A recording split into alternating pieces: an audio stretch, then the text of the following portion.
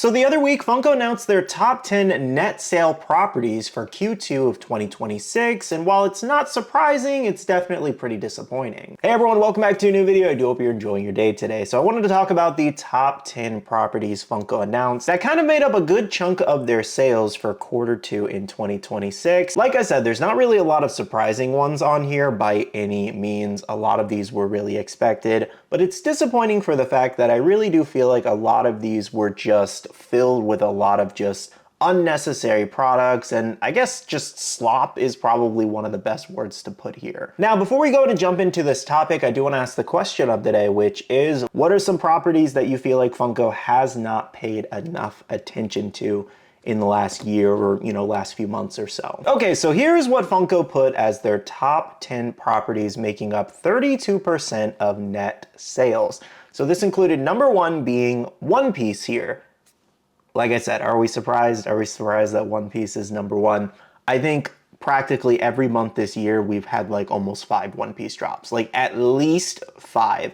Other months, there were probably like 10 if we got like a full line. I really feel like they've just been going overboard with it. And not to say that if it's working, don't do it. Like, I'm not faulting Funko for that. If people are buying them up and it's making them millions of dollars, why wouldn't you do it? But I do feel like it gets to a certain point where you're just exhausting the fans. Like, if you go on any One Piece announcement post, you're gonna see a ton of comments of people saying, oh my gosh, more One Piece pops, are you kidding? And yeah, some of those people may not like One Piece, but a lot of those people are active One Piece collectors, and they're like, can we get a break for a little bit just so we can catch up? Like, there has been non-stop releases. I will say though, it definitely doesn't help that Josh Simon, the current CEO of Funko, is a big One Piece fan. So I'm sure full sales ahead. Like, it's not slowing down anytime soon, but I think the argument can be stated here that they're going a little overboard.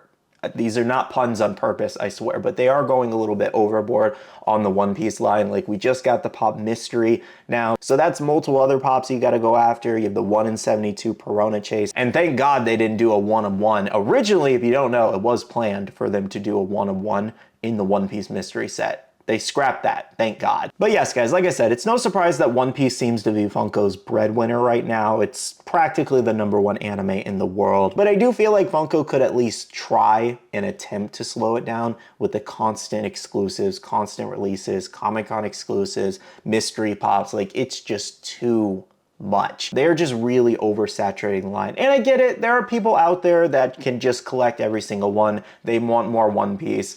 And there's really no getting through to those kind of people. Like, I'm not even gonna try to argue with them. But the point stands here is that it does feel like they're paying so much attention to the One Piece anime and forgetting most of their other lines. Okay, I think I've said enough on One Piece there. You guys get the point. Next up is K-pop Demon Hunters. So this one's not really surprising due to the fact that the movie was just a phenomenon. Like, it surprised so many people. It surprised Netflix, it surprised the fans, investors in it. Like, this movie made so much money, and it became a worldwide thing that just nobody expected. Like, it was insane. They have other movies planned. There's been so much merchandise out. Funko was one of the first companies to actually get a toy line out, so that boosted their sales significantly. Now, number 3 is Funko Pop Yourself. I'm actually really surprised at this one. I guess I underestimated how many people want to turn themselves into a Funko Pop, but they also were doing like collabs. Like, obviously they did Brand New Day recently. In the past, they did Marvel's Deadpool and Wolverine. They've been doing a lot of sports collabs, so they're getting, those people who want their, favorite team's jersey or whatever on a Funko Pop of themselves. So yeah, I think the sports thing is really what like elevated this in the top 10 properties for sure. Another one that I'm not shocked is here is Pokemon. Now, Pokemon, unlike One Piece, is a little bit different because with One Piece, they're definitely filling the line with characters that we just don't need and that wouldn't really sell well, like Kuro, for example, or, even the One Piece live action. I understand why they made it, but they didn't sell well. And there's other characters like Jenny, for example, where this made no sense to make. Like, she is an important character to the story, but not important for merchandise, if that makes sense. And I could definitely name several more pops for One Piece that just weren't necessary to make.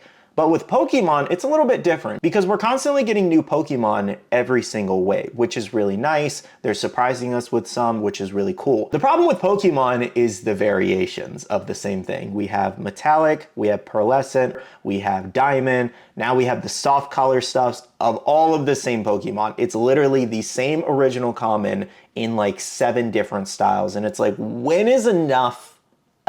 Realistically, I really feel like they should have just did their best to try to work out some deal as to just trying to get shiny chases. And that would have made the Pokemon line so much more popular. They would have gotten a ton of sales. But I'm assuming the case here was they could not get approval to make the shinies into variations, which has always been very weird to me because why wouldn't you approve something like that? It's just a variation of the same thing you're already approving, just making it shinies. I just don't get that. Why Pokemon Center or Nintendo or Game Freak, whoever has the specific control, I haven't looked up in a while. I'm assuming it's Pokemon Center, but anyways, whoever has specific control over the licensing and like merchandising rights with that, it is a weird choice to not just approve something like that. You've already given them the license to make it.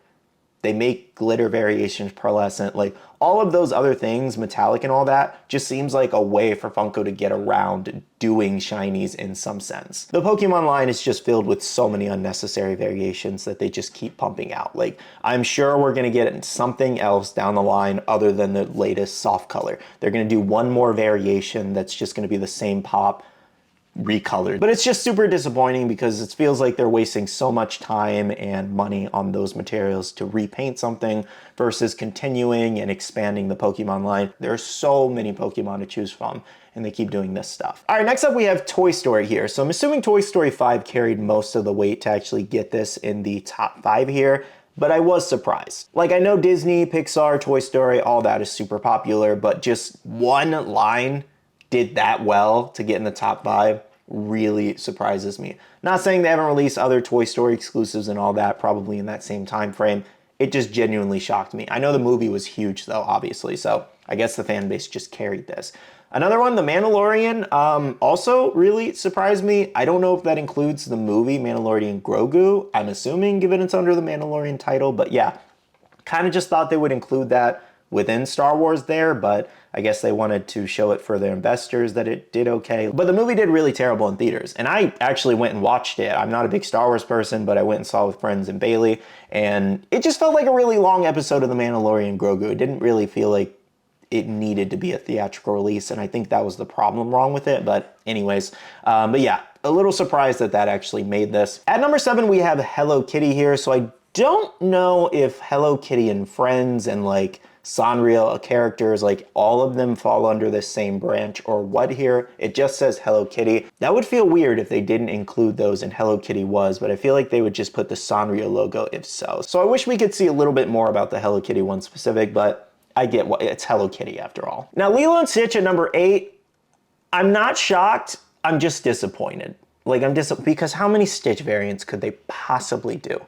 And how are people still buying it? The line is 95% Stitch, and they're just now starting to do some other characters and some new lines we have coming in the future, like some other experiments and all that. But I'm just like the oversaturation with Stitch and then making things that don't even make sense. Like they made the gamer metallic Stitch. How does that make any sense? When was Stitch ever metallic? You know, like it's making the pops that aren't in those styles or traditionally or don't even make any sense in that style in that just as a cash grab. There are so many other great characters and they haven't even made Jumba and Pleakley yet. Literally like top 5 characters in the Lilo and Stitch verse, I'm pretty sure. So that's crazy. I don't know how you haven't gotten the license to do those characters. Actually, that's not true because they made them as Funko Minis. So they definitely had the license in some sense. Maybe they couldn't make them in bigger figures. Maybe they couldn't figure it out. I have no idea. All right, next up we have Demon Slayer here. So I'm assuming this is just including everything under Infinity Castle and all that. Honestly, I'd probably just slap the Demon Slayer Infinity Castle logo on there though, because I feel like that line carried this heavily. Like without that movie and it doing so well on the hype, I don't think the pop line would have done as well as a normal release. And I genuinely feel that way because if you really look at the line, it's an okay line. Like I genuinely think the movie just hyped it up. I think it's cool that we got some additional demons like Kaigaku and a new Akaza was nice, but the Giyu was super disappointing. Tanjiro was pretty disappointing. The Shinobu, the premium one, I kind of felt was a little disappointing. I think the regular exclusive was better. Zenitsu is definitely the best pop in the set.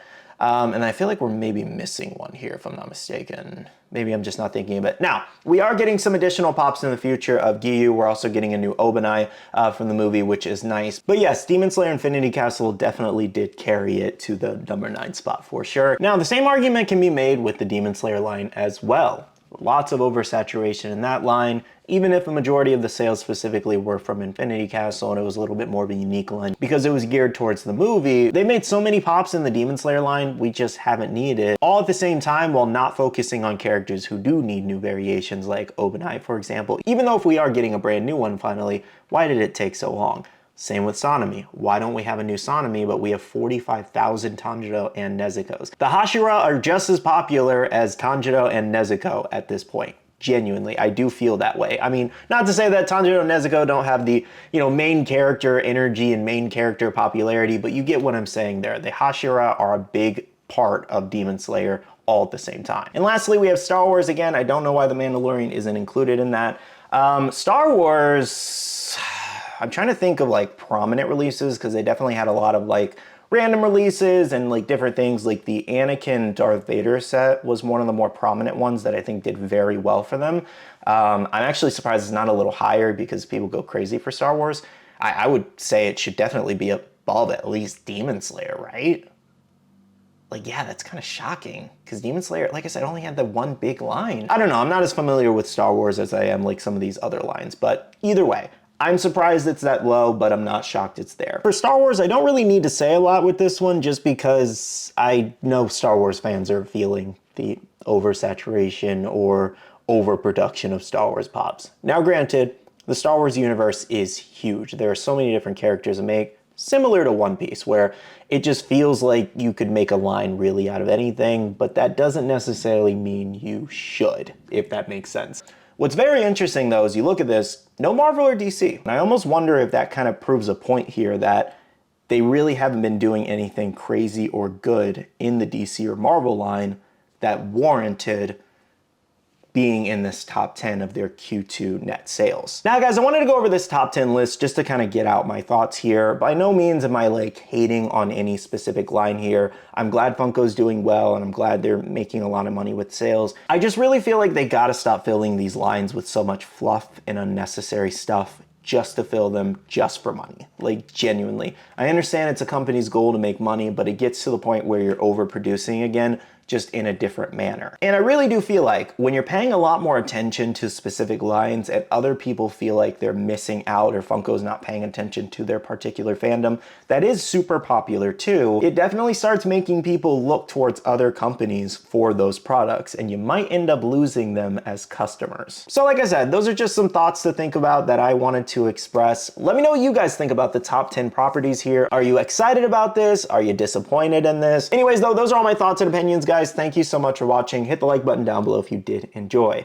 I do want to say a big shout out to all the awesome Patreon supporters of the channel. You guys are amazing for supporting myself and the channel. If you guys are interested and want to check out the Patreon, the link is down below. We have a Patreon only Discord where we share a lot of information, news, restocks, updates, links, and more. And finally, make sure to follow me on all my social medias at Skittlerampage over on Twitter, TikTok, Instagram, and my Facebook page so you can stay up to date. All right, love you guys. See you guys in the next one. See you guys later. Bye.